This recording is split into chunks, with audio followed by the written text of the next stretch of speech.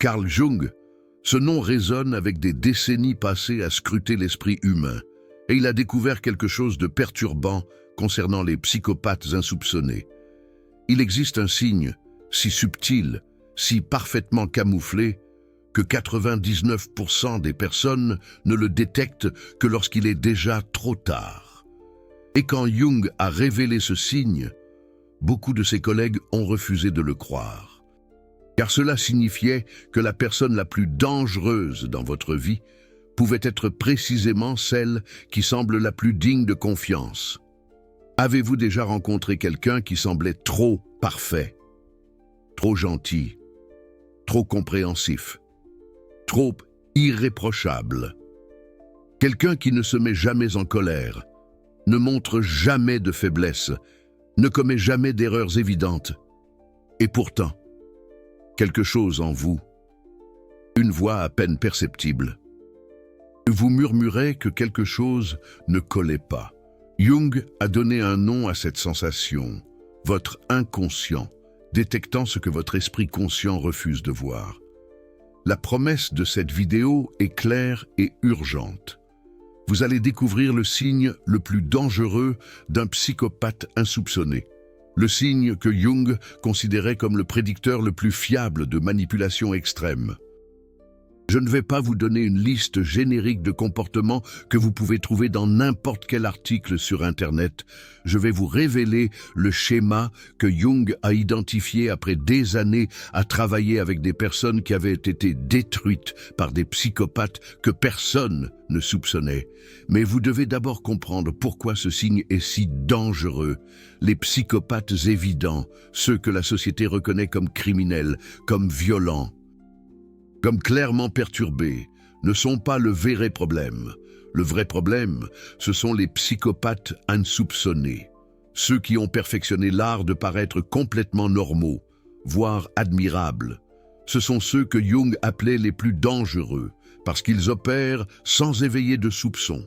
La société vous a appris à craindre la personne qui crie, qui menace, qui montre une agression ouverte. Mais Jung a découvert que le vrai danger vient de la personne qui ne montre jamais rien de négatif, ne révèle jamais ses ombres, ne vous permet jamais de voir au-delà du masque parfait qu'elle a construit. Et voici le problème. Nous confondons cette perfection avec de la vertu, alors qu'en réalité, c'est le signe d'une dissociation profonde. Laissez-moi vous expliquer ce que Jung entendait par l'ombre. Tous les êtres humains ont une ombre. Cette partie de nous qui contient les impulsions que la société considère comme inacceptables, rage, envie, égoïsme, peur. Les personnes psychologiquement saines reconnaissent leur ombre, travaillent avec elle, l'intégrant. C'est pourquoi une personne saine peut se mettre en colère et l'admettre, peut ressentir de l'envie et la traiter, peut commettre des erreurs et les reconnaître. Mais le psychopathe insoupçonné ne fonctionne pas ainsi. Jung a découvert que ces personnes ont développé une capacité extraordinaire à créer une persona, un masque social, si parfait qu'il semble n'avoir aucune ombre. Et la raison pour laquelle ceci est dangereux est simple. Une personne sans ombre visible est une personne qui cache quelque chose de monstrueux. Pensez-y. Quand quelqu'un vous montre ses imperfections, ses doutes, ses peurs, il vous montre son humanité. Il vous dit « Je suis comme vous, j'ai des luttes internes. Je ne suis pas parfait. » Cela génère une confiance génuine. Mais quand quelqu'un ne montre jamais rien de négatif, n'admet jamais avoir tort, ne vous permet jamais de voir au-delà de la façade parfaite, Jung avertissait, vous êtes face à quelqu'un qui a appris à manipuler les perceptions d'une façon qu'une personne normale ne le peut pas. Et voici le signe le plus dangereux que Jung a révélé, l'absence totale de vulnérabilité authentique. Je ne parle pas de la personne qui est simplement privée ou réservée, je parle de quelqu'un qui, peu importe combien de temps vous passez avec elle, ne montre jamais un moment genuin de doute, d'erreur, d'humanité imparfaite. Elle a toujours la réponse correcte, agit toujours de façon impeccable, semble toujours être en contrôle total. Vous pourriez penser, mais cela ressemble à quelqu'un qui a simplement beaucoup de force mentale, quelqu'un qui est bien équilibré. Et c'est précisément la tromperie que Jung voulait révéler. Une personne vraiment équilibrée n'a pas besoin de projeter une perfection constante. Une personne saine peut dire « je me suis trompé, je suis confus, je ne sais pas quoi faire ». Le psychopathe insoupçonné ne peut pas se permettre ces moments parce que son pouvoir dépend du maintien de l'illusion de supériorité totale. Jung a travaillé avec des victimes de psychopathes insoupçonnés et toutes décrivaient le même schéma. Au début, la personne semblait extraordinaire, trop belle pour être vraie. Elle savait toujours quoi dire, agissait toujours correctement, semblait toujours comprendre profondément. Et les victimes se sentaient chanceuses, pensaient qu'elles avaient trouvé quelqu'un d'exceptionnel. Seulement plus tard, quand elles étaient déjà prises au piège de la manipulation. Elles se sont rendues compte que cette perfection était une performance calculée. Mais calmez-vous, parce que la partie qui va le plus vous protéger arrive maintenant. Jung n'a pas seulement identifié ce signe, il a aussi enseigné comment le vérifier. Et la méthode est simple mais révélatrice. Observez ce qui se passe quand cette personne parfaite est questionnée, quand quelque chose ne se passe pas comme prévu. Quand elle se trouve dans une situation où elle devrait admettre une erreur ou une vulnérabilité, une personne psychologiquement saine, quand elle est questionnée genuinement, montre une de ces trois réponses. Elle reconnaît l'erreur, explique sa perspective avec ouverture, ou admet qu'elle a besoin de réfléchir plus sur le sujet. Il y a de la flexibilité, il y a de l'humanité, mais le psychopathe insoupçonné réagit de façon complètement distincte. Jung a observé qu'ils utilisent trois tactiques principales, et toutes sont conçues pour éviter de montrer la moindre fissure dans le masque. Première tactique, ils détournent subtilement l'attention. Ils ne se défendent pas agressivement. Ce serait trop évident.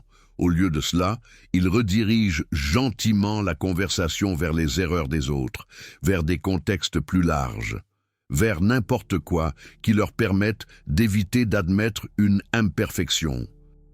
Et ils le font si doucement que vous ne vous rendez même pas compte que votre préoccupation originale n'a jamais été abordée. Deuxième tactique, ils utilisent votre empathie contre vous. Quand vous les confrontez, ils adoptent une posture de victime incomprise. Pas dramatique, ce serait suspect, mais subtil. Un ton de voix légèrement blessé, une expression de déception de ne pas être compris, une suggestion que c'est vous qui êtes injuste. Et si vous avez un cœur compassif, vous vous sentez immédiatement coupable d'avoir questionné quelqu'un d'aussi bon. Troisième tactique, ils rationalisent avec une logique impeccable qui ne laisse pas de place pour l'émotion humaine genuine. Jung a noté que les psychopathes insoupçonnés sont des maîtres de la rationalisation. Ils peuvent expliquer n'importe quel comportement avec des arguments qui sonnent parfaitement logiques, mais qui, d'une certaine façon, se sentent vides. Parce qu'il manque quelque chose d'essentiel, l'admission qu'ils sont humains et qu'ils peuvent se tromper. Maintenant, observez comment ces trois tactiques ont quelque chose en commun. Elles évitent tout le moment de vulnérabilité authentique. Une personne saine, même si elle se défend, à un moment donné, montre de l'humanité. Elle dit « Peut-être as-tu raison, laisse-moi y réfléchir » ou « Je comprends pourquoi tu te sens ainsi. Nous pouvons en parler. » Il y a une reconnaissance de l'autre. Il y a une flexibilité émotionnelle. Le psychopathe insoupçonné n'atteint jamais ce point. Le masque ne retombe jamais, même pas un peu. Carl Jung avertissait ses patients. Si vous connaissez quelqu'un qui, après des mois ou des années de relation, ne vous a jamais montré un moment de véritable imperfection, de véritable doute, de véritable vulnérabilité humaine, vous n'êtes pas face à quelqu'un d'extraordinairement fort. Vous êtes face à quelqu'un qui joue un jeu très dangereux. Et voici l'aspect le plus perturbant que Carl Jung a découvert. Plus le masque est parfait, plus ce qu'il cache est sombre. Parce que maintenir cette façade requiert une capacité de dissociation que les personnes normales n'ont pas. Cela requiert l'habileté de séparer complètement ce que vous ressentez de ce que vous projetez. Et cette habileté, cette capacité de feindre des émotions que vous ne ressentez pas, tout en cachant celles que vous avez réellement, est exactement ce qui définit un psychopathe. Vous pourriez être en train de penser à quelqu'un maintenant, quelqu'un dans votre vie qui correspond à cette description, quelqu'un qui semble toujours avoir tout sous contrôle, qui ne montre jamais de faiblesse, qui sait toujours exactement quoi dire. Et une partie de vous résiste à cette information parce que vous avez admiré cette personne, parce que vous vous êtes appuyé sur cette image de perfection qu'elle projette. Carl Jung comprenait cette résistance. Il savait qu'accepter que quelqu'un de proche pourrait être un psychopathe insoupçonné est terrifiant, parce que cela signifie que vous avez fait confiance à une illusion. Mais il savait aussi que nier les signaux est exactement ce qui permet à ces individus de continuer à manipuler sans conséquence. Approfondissons davantage. Pourquoi quelqu'un développerait-il ce masque de perfection ? Carl Jung a découvert que les psychopathes insoupçonnés ont appris très tôt que montrer leurs véritables sentiments ne leur servait à rien. Peut-être ont-ils été punis pour avoir exprimé des émotions négatives. Peut-être ont-ils découvert qu'ils pouvaient obtenir plus en manipulant les perceptions qu'en étant authentiques. Avec le temps, ils ont perfectionné cette habileté jusqu'à ce qu'elle devienne une seconde nature. Mais voici le point crucial. Pour maintenir ce masque parfait, ils doivent supprimer constamment leur véritable nature. Et Carl Jung avertissait que cette suppression crée une pression interne immense. C'est pourquoi, bien qu'ils semblent parfaitement contrôlés en public, en privé, quand ils sont sûrs que personne ne les juge, le masque peut tomber brièvement, et ce qui émerge est froid, calculateur, dépourvu d'empathie réelle. 3 personnes que Carl Jung a étudiées ont ignoré ce signal.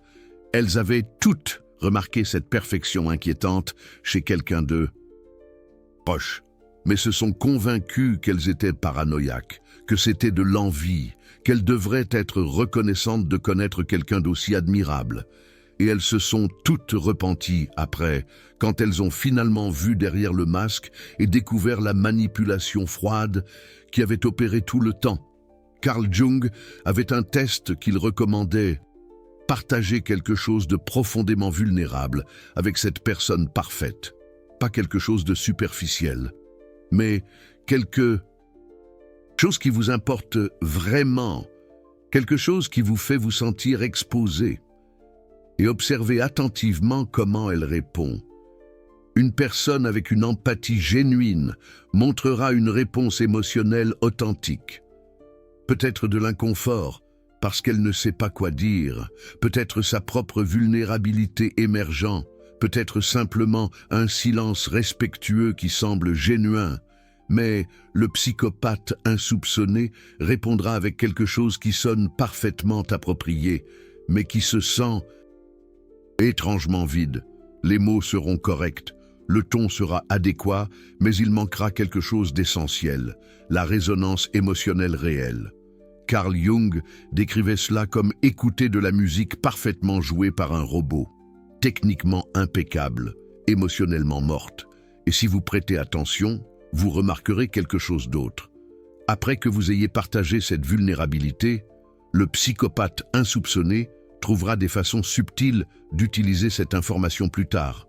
Pas de façon évidente, ce serait trop grossier, mais dans des conversations futures, dans des moments de désaccord, d'une façon ou d'une autre, ce que vous avez partagé sera utilisé pour vous déstabiliser, pour vous rappeler votre faiblesse, pour maintenir le déséquilibre de pouvoir où ils sont les parfaits et vous êtes le défectueux. Maintenant, je veux que vous pensiez aux personnes véritablement fortes que vous connaissez. Les personnes qui ont traversé des difficultés réelles et qui ont grandi, Carl Jung a remarqué quelque chose de fascinant à leur sujet. Elles n'ont pas besoin de projeter la perfection. En fait, elles sont les premières à admettre leur lutte, à reconnaître leurs points d'amélioration, à montrer une humilité génuine. Parce que la vraie force ne vient pas de cacher l'humanité, elle vient de l'intégrer. Le psychopathe insoupçonné fait l'opposé. Carl Jung a découvert que plus son intérieur est insécure et vide, plus le masque extérieur doit être parfait. C'est une compensation, une surcorrection qui dénonce précisément ce qu'ils essaient de cacher. Une personne véritablement sûre d'elle peut se montrer imparfaite, parce qu'elle sait que sa valeur ne dépend pas du maintien d'une illusion. Mais attendez, car il y a un autre aspect de ce signal que Carl Jung considérait comme également révélateur. Comment cette personne parfaite traite ceux qui ne peuvent rien lui offrir. Observez comment elle se comporte avec un serveur qui a commis une erreur. Avec quelqu'un qui a un statut social inférieur, avec quelqu'un qui ne peut pas l'aider à avancer dans ses objectifs. Une personne avec une empathie génuine traite tout le monde avec un niveau de base de respect et de considération. Elle peut avoir des préférences, elle peut connecter plus avec certaines personnes qu'avec d'autres. Mais il y a une cohérence dans son humanité. Le psychopathe insoupçonné montre quelque chose de différent. Une courtoisie parfaitement calculée envers ceux qui lui sont utiles et une indifférence froide, à peine dissimulée, envers ceux qui ne le sont pas. Carl Jung disait que cela révèle quelque chose de fondamental. Le psychopathe insoupçonné ne voit pas les personnes comme des êtres humains avec une valeur intrinsèque. Il les voit comme des outils, comme des moyens pour une fin. Et la perfection de son masque est simplement un outil plus efficace pour obtenir ce qu'il veut. C'est pourquoi il peut le maintenir aussi constamment avec ceux qui comptent pour ses objectifs, mais ne se soucie pas de le maintenir avec ceux qu'il considère comme non pertinents. Si vous avez reconnu 3 ou plus de ces signaux chez quelqu'un de proche, vous devez écouter ce qui suit avec une attention totale. Parce que Carl Jung n'a pas seulement enseigné à identifier les psychopathes insoupçonnés, il a aussi enseigné comment se protéger d'eux. Et la protection commence avec quelque chose qui va à l'encontre de votre instinct. Cessez d'essayer de trouver la bonté cachée. Derrière le masque, les personnes empathiques, celles qui ont un cœur en or, ont tendance à croire que tout le monde a une bonté profonde, qu'il suffit de la faire jaillir. Carl Jung. Attention, mettez en garde contre cette croyance, aussi noble soit-elle, car c'est précisément ce que le psychopathe insoupçonné exploite. Il mise sur votre empathie, sur votre désir de voir le meilleur chez les autres, sur votre réticence à accepter que quelqu'un puisse être fondamentalement différent de vous, dans sa capacité à ressentir des émotions. Mais la vérité, celle que Carl Jung a révélée, est la suivante. Tous ne possèdent pas cette bonté profonde que les personnes empathiques supposent. Certains individus ont développé leur psychologie de telle manière qu'ils ne ressentent genuinement pas d'empathie, pas de culpabilité, pas cette connexion humaine fondamentale, que vous considérez comme allant de soi. Et reconnaître cela, ce n'est pas être cynique, c'est être réaliste quant à la diversité de la psychologie humaine. Alors, comment se protéger? Carl Jung enseignait une technique qu'il appelait l'observation sans projection. Cela signifie que vous observez la personne telle qu'elle se comporte réellement, et non pas comme vous aimeriez qu'elle soit, non pas comme elle vous dit qu'elle est, mais comme ses actions. Consistantement, démontre qu'elle est. Et cette observation exige que vous suspendiez temporairement votre empathie, votre désir de justifier, votre besoin de croire en sa bonté. C'est difficile, surtout si cette personne fait partie de votre vie depuis longtemps, si vous avez construit une relation basée sur l'image parfaite qu'elle projette. Mais Carl Jung insistait, Votre sécurité psychologique dépend de votre capacité à voir la réalité, même lorsque cette réalité est inconfortable. Et si cette vidéo a dénoué quelque chose en vous, si cette vérité sur les psychopathes insoupçonnés a résonné quelque part au fond de vous, là où vous saviez que quelque chose clochait sans pouvoir le nommer, envisagez de faire quelque chose d'important. Le Super Thanks ici-dessous n'est pas seulement un soutien financier, c'est un acte de protection collective.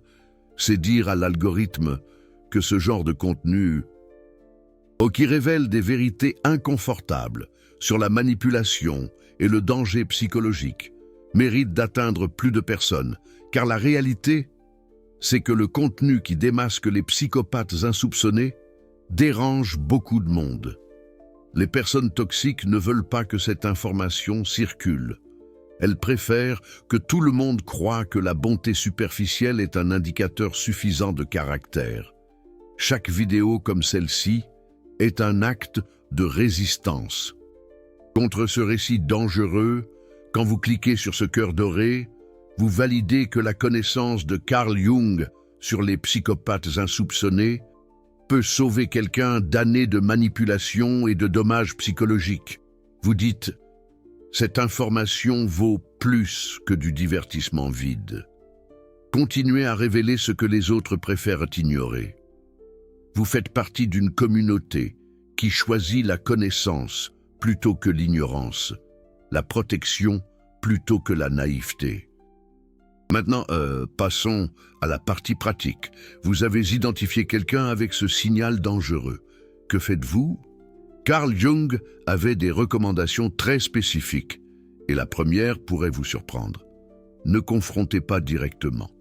N'essayez pas de leur faire voir leur comportement. N'essayez pas de les changer. N'espérez pas qu'une conversation honnête va révéler leur véritable nature, de manière à ce qu'ils l'admettent. Pourquoi? Parce que le psychopathe insoupçonné est un maître de la manipulation conversationnelle. Si vous essayez de le confronter, il utilisera toutes les tactiques dont nous avons parlé. Il détournera la conversation, se fera passer pour la victime, rationalisera avec une logique impeccable, et à la fin de la conversation, c'est vous qui vous sentirez coupable, confus, doutant de vos propres perceptions. C'est exactement ce qu'ils veulent. Au lieu de cela, Carl Jung recommandait quelque chose de plus efficace.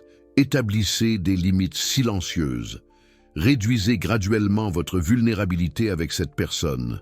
Arrêtez de partager des informations personnelles qui pourraient être utilisées contre vous. Arrêtez de chercher sa validation ou son approbation. Créez une distance émotionnelle, tout en maintenant, si nécessaire, une relation superficielle fonctionnelle.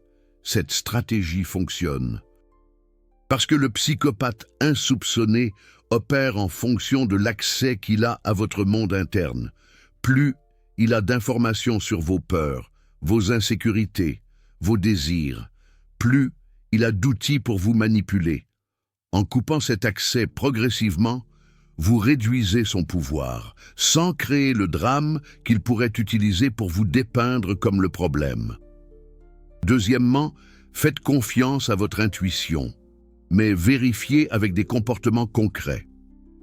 Carl Jung croyait profondément en l'inconscient, comme source de sagesse. Si quelque chose vous met mal à l'aise avec cette personne, même si vous ne pouvez pas expliquer exactement quoi, votre inconscient détecte des schémas que votre esprit conscient n'a pas encore traités. N'ignorez pas cette sensation, mais n'agissez pas non plus uniquement sur la base de cette sensation. Observez des comportements spécifiques. Cette personne fait-elle preuve de cohérence entre ce qu'elle dit et ce qu'elle fait, quand personne d'important ne la regarde? Comment traite-t-elle les personnes qui ne peuvent rien lui offrir? Admet-elle jamais des erreurs genuines, sans immédiatement se justifier? Les réponses à ces questions vous donneront des données concrètes pour valider ou rejeter votre intuition. Troisièmement, cherchez des deuxièmes opinions, mais avec précaution. Le psychopathe insoupçonné est un expert pour créer une image publique impeccable. Si vous demandez à des personnes qui ne connaissent que son masque social, elles vous diront que vous êtes fou, que cette personne est merveilleuse, que vous devriez vous sentir chanceux. Mais cherchez quelqu'un qui a eu une relation prolongée avec cette personne, surtout quelqu'un qui s'en est éloigné. Carl Jung a découvert que les personnes qui ont échappé à des psychopathes insoupçonnés reconnaissent souvent les schémas immédiatement quand d'autres les décrivent. Quatrièmement, n'attendez pas de justice ou de reconnaissance. C'est peut-être la partie la plus difficile. Carl Jung a travaillé avec de nombreuses victimes de psychopathes insoupçonnés qui espéraient qu'éventuellement d'autres personnes verraient la vérité, que le manipulateur serait démasqué, qu'il y aurait une forme de validation externe. Et cela arrive rarement. Le psychopathe insoupçonné est trop habile à maintenir son masque public, même si vous vous éloignez, même si d'autres finissent par s'éloigner aussi. Il n'y aura probablement jamais un moment dramatique de révélation où tout le monde verra sa véritable nature. Et vous devez faire la paix avec ça. Votre protection ne dépend pas du fait que les autres croient de votre expérience. Elle dépend du fait que vous agissiez dans votre propre intérêt, en fonction de ce que vous savez. Cinquièmement, travaillez votre propre ombre jungienne. Cela peut sembler contradictoire, mais Carl Jung insistait sur le fait que l'une des meilleures protections contre les psychopathes insoupçonnés est de connaître sa propre obscurité. Quand vous reconnaissez vos propres capacités de manipulation, d'égoïsme, de cruauté, même si vous n'agissez pas en fonction de celles-ci, vous développez la capacité de les reconnaître chez les autres. Les personnes qui nient complètement leur propre ombre jungienne sont les plus vulnérables à celles qui ont maîtrisé la leur. Cela ne signifie pas devenir cynique ou froid. Cela signifie intégrer la réalité complète de la nature humaine, y compris la vôtre. Quand vous le faites, vous ne projetez plus de bonté naïve sur tout le monde. Vous pouvez voir les gens tels qu'ils sont réellement, avec compassion, mais sans illusion. Enfin, donnez-vous la permission de vous éloigner sans culpabilité. Carl Jung observait beaucoup de patients qui savaient qu'ils étaient dans une relation toxique avec un psychopathe insoupçonné, mais se sentaient moralement obligés de rester. Peut-être parce que la personne n'avait jamais rien fait d'ostensiblement mauvais. Peut-être parce qu'il se sentait coupable de juger quelqu'un qui semblait si bon. Peut-être parce qu'il craignait d'être vu comme cruel. Mais Carl Jung était clair, on ne doit pas de loyauté à quelqu'un qui manipule votre perception de la réalité. On ne doit pas son énergie émotionnelle à quelqu'un qui l'utilise pour alimenter son ego, tandis qu'il vide le vôtre. S'éloigner d'un psychopathe insoupçonné, ce n'est pas de la cruauté, c'est de la survie psychologique, et vous n'avez besoin de l'approbation de personne d'autre pour faire ce qui est juste pour votre bien-être. Vraiment. Maintenant, un résumé rapide des signaux principaux que nous avons couverts.